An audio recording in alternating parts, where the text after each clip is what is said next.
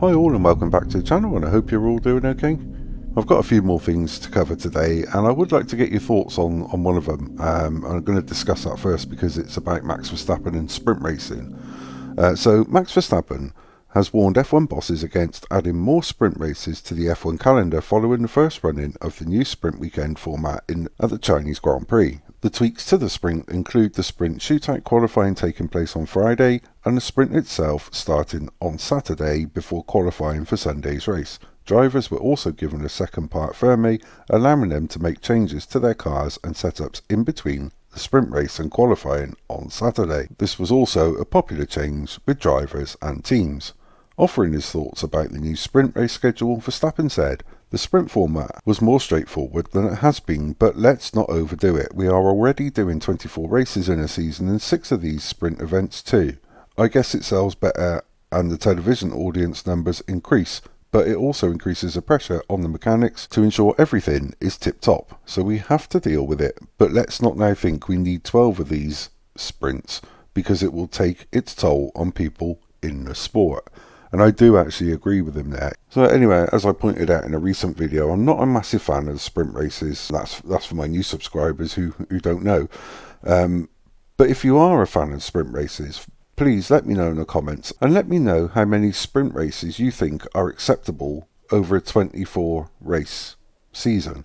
I'd love to find out. I really would. It's something, because I'm not a fan of sprints. I don't know. Is 12 too much? Is 6 enough? I don't know, but I'd love to get some thoughts on that. Then I want to move on to Ted Kravitz, because he has said Lewis Hamilton and George Russell have been told that they will only be in a position to fight for race wins and podiums if their upcoming upgrades package improves the lap time significantly. After the Chinese Grand Prix, Mercedes announced that upgrades would be implemented ahead of the Miami Grand Prix next month, but Ted Kravitz explained that the upgrades would need to be significant to have the kind of impact Hamilton and Russell need. Kravitz said, "They do have some upgrades coming, but Toto wouldn't say how much they would be worth.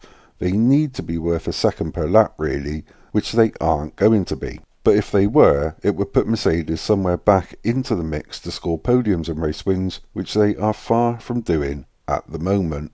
And I got to be honest, I can't see these upgrades being worth anywhere near a second. So that's going to be an interesting one to watch for Miami. Then I want to move on to Fernando Alonso, because he's questioned whether it's worth competing at the Miami Grand Prix sprint race in 2 weeks' time after the penalty he received in China. Alonso was penalised for causing a collision with Carlos Sainz during a sprint in Shanghai, which saw him receive a 10-second penalty and 3 points on his licence. Alonso said, "These sanctions are not understood and I do not share them, especially in the case of licence points.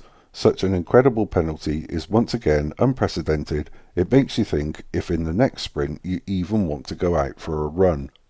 And I want to finish up with Nico Rosberg, because he's claimed that Red Bull have already made an offer to sign Carlos Sainz as a replacement for Sergio Perez for the 2025 season, but with Perez showing improved consistency, Red Bull are keen not to rush their decision on who will partner Max Verstappen in 2025.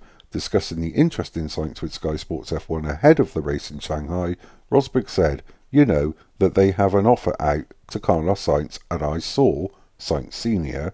speaking to Christian Horner yesterday, because Christian Horner has apparently been a bit stingy on the offer, so they are trying to get a couple more million out of him." Yeah, and the reason I covered this is because Karun Chandok did mention this on one of the free practices, whether that was Japan or not, I'm not sure, I can't remember, but he said Christian Horner had said that they couldn't match the offer that Audi have put on the table for Carlos Sainz, that their funds just wouldn't allow it. So either that's a brilliant deal from Audi that Sainz has been offered, or maybe Red Bull have already overspent on the sandwiches this year and they just can't afford to offer Carlos Sainz anymore. I'm only joking.